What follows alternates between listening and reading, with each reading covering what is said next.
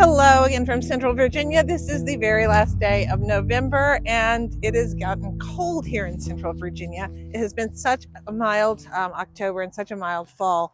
But last night we got real frost, deep frost, and it's going to be in the low 20s and teens all the rest of the next at least 10-day forecast. So I'm going to go ahead before this ground freezes totally and plant my last garlic. I'd been waiting to plant this bed because the flowers were still blooming.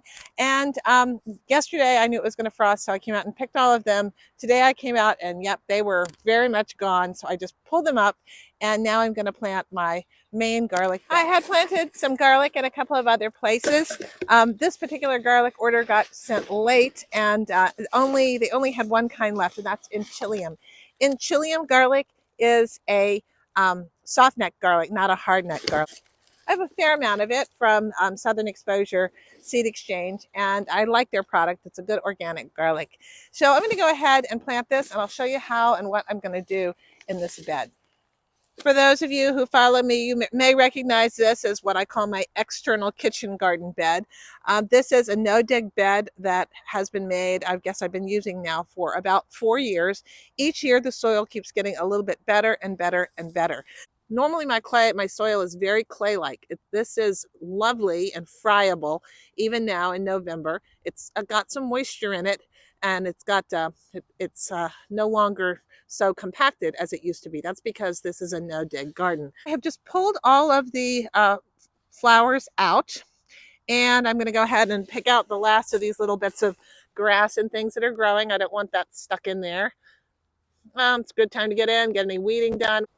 Just a little aeration.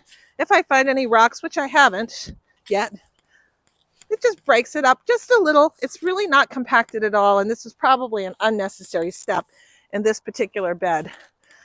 You didn't see me step on my bed, did you? I didn't think you did. I try to avoid that. For my next act, I'm just going to put this compost down on top. All right, just going to spread this out across the bed. I add compost in each fall, and then of course I'm going to cover all of this with hay or straw, depending on what I've got at hand. This is just going to add a little of additional organic matter in and some nutrient. This is not my homemade compost. Rather, it's compost that I bought from a local company here that does a good product, and I trust them. I'm going to put one more bag of compost down here. Those of you who live in Virginia, the name of this company is Panorama Pay Dirt, and this is their compost. They are up in Earlysville, which is north of Charlottesville. Again, this is on about, an inch or two thick, maybe 2 inches thick in places. I'm not totally precise about it. I just want to add in compost. That's the most important thing. Here's the garlic. You want to be able to separate the bulbs like this, and you're going to plant it root end down, pointy end up. I'm going to plant it about, I would put it about 1 to 2 inches below the surface, and it'll take root. It's really nothing to it, but the first thing you're going to want to do is actually space your garlic out. I'm going to put my garlic roughly 6 inches apart, I think. It's going to give them plenty of growing space. About 9 inches apart between the rows, I think, will be enough. Anything that's super little like this, I just don't plant. It's not going to develop into much. The one thing about soft neck garlic, as opposed to hard neck garlic, you do get more bulbs more cloves per bulb. So each one of these is going to turn into one garlic plant. Now to plant your garlic, you just want to dig a hole, mix that compost in, if you can, with the soil. Pop your stuff in about 1 inch deep, 2 inches deep, I'd say. Pack it on in. Notice I'm just digging this compost in a little bit. So I'm mixing it up with my earth. It'll settle. Make sure you put the pointy end up and the root end down. Now I'm just going to put some straw on top of this bed to give it a good insulation. If you use any hay or straw product, be scrupulous about your source. Make sure that whoever raised it used no herbicides on it, because you'll poison your garden and your garlic won't grow and you'll be unhappy. And so will I.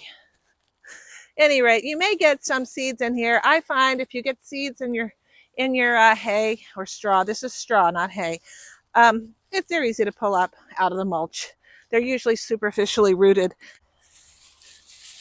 The hay is going to help you retain moisture.